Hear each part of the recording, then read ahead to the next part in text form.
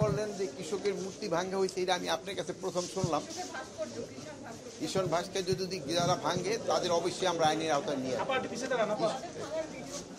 আচ্ছা আমি তো যেহেতু এখন পর্যন্ত এটা আপনার কাছে বললাম, আমি অবশ্যই তাদের আইনের আওতায় নিয়ে আসবো। আর এটা যারা করছে সেটা ব্যাকুব ছাড়া আমি বলবো কৃষকের কোনো কিছু যারা ভাঙে তারা আমার মনে হয় বুঝে করে নেয়। যেহেতু কৃষকরা কিন্তু আপনাকে সবাই বাঁচায় রাখছে, এই দিকে আপনার কিন্তু খেয়াল রাখতে হবে, কৃষকের দিকে আপনাদের সবসময় খেয়াল রাখতে হবে। এই এত জনসংখ্যার দেশেও এত জমি কম, তারপরেও তারা কিন্তু বিভিন্ন ধরনের বিভিন্ন কিছু বিভিন্ন সময় উৎপাদন করে আমাদের কিন্তু খাওয়ায় রাখছে। এই জন্য আপনারা সবসময় তাদের প্রতি একটু কৃতজ্ঞ থাকবেন, এবং আমাদের এখানে যারা সায়েন্টিস্ট আছে তাদের প্রতিও আপনাদের একটু কৃতজ্ঞ থাকা দরকার।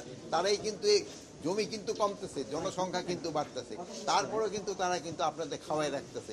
এই জন্য আপনারা যদি আমাদের দেখেন যারা এখানে কালকে থেকে সারা দেশে একটি অপারেশন শুরু হয়েছে, অপারেশন ডেভিল খান। মূলত এই অপারেশনের টার্গেট কারা?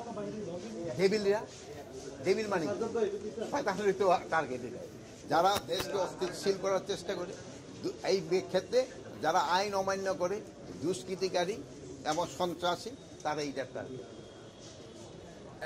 এখন পর্যন্ত মানে আপডেট আছে আপনার কাছে যে চিহ্নিত সন্ত্রাসী বা চাঁদাবাজ বা মাদক ব্যবসায়ীদের গ্রেফতার করেছে? হ্যাঁ, হচ্ছে এবং হইতেছে এবং হবে। 4 জন পুলিশ কর্মকর্তাকে, 4 জন না 5 জন পুলিশ কর্মকর্তা।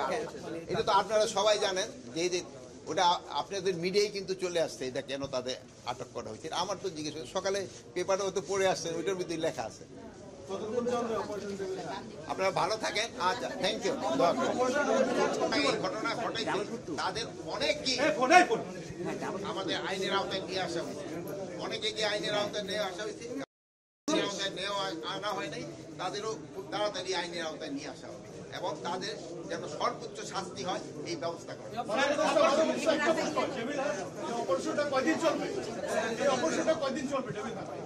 টেবিল যতদিন পর্যন্ত শেষ না হবে ততদিন পর্যন্ত অপারেশন চলবে।